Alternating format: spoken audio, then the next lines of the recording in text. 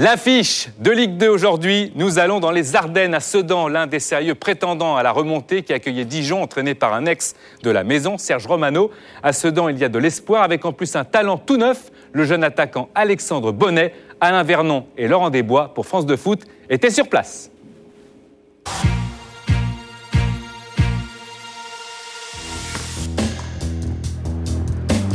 C'est l'histoire d'un gosse de 20 ans qui se balade sous les arcades de la jolie place du Cal à Charleville-Mézières, tout près de Sedan. C'est l'histoire d'un espoir du foot français qui a rêvé de gloire en regardant Zidane à la télé. C'est l'histoire d'un attaquant de Ligue 2 venu de Toulouse qui fait rêver les ardents sedanais sur la route de la remontée en Ligue 1. Je sais très bien que pour atteindre un jour le haut niveau, ça passe par des saisons complètes. Donc voilà, je suis à Sedan pour jouer, pour m'épanouir, pour prendre du plaisir. Et voilà, j'espère descendre pour mieux rebondir. Alexandre a du talent dans les deux pieds. Mais c'est toujours le pied droit qu'il pose en premier à l'intérieur du terrain. Observez bien, c'est son truc à lui.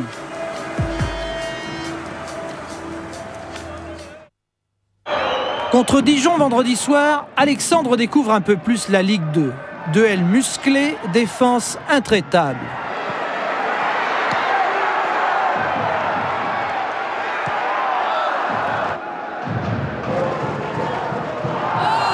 Alexandre découvre surtout le goût amer d'un match perdu dès la 2e minute.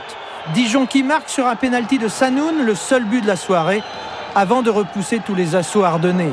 À commencer par son excellent gardien, Barel Mouko, sur ce pénalty de Job. Et puis, il y a l'énorme frustration des Sedanais en seconde période. Sur un centre de Bonnet précisément, Johan Lacher marque un but splendide qui semble valable.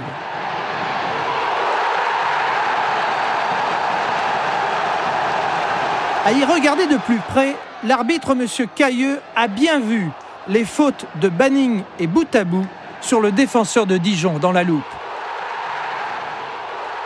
Alors oui, Sedan enrage, les sangliers piétinent et le Dijon de Serge Romano, l'ancien entraîneur de Sedan, s'accroche. C'est l'histoire d'un gosse de 20 ans qui a vécu un cauchemar et qui ressort avec une méchante béquille. Mais Alexandre a déjà envie de rebondir, comme tout le vestiaire de Sedan. On n'a pas su être réaliste et concrétiser, donc moi j'espère que ce sera partie remise et qu'il y aura une grosse réaction à Ajaccio le week-end prochain. On est à la 4e journée, on perd un match chez nous, bon, il n'y a pas mort d'homme, hein. Tout n'est pas à jeter, il y a des enseignements à tirer, il y a des choses encore une fois qui ont marché, d'autres qui n'ont pas bien marché du tout. Donc on va continuer à travailler en sachant que, écoutez, une saison c'est long, on savait très bien que ça serait fait d'embûches, ça serait fait de joie, de désillusions, mais c'est pas pour autant qu'on va tout remettre en question. Voilà,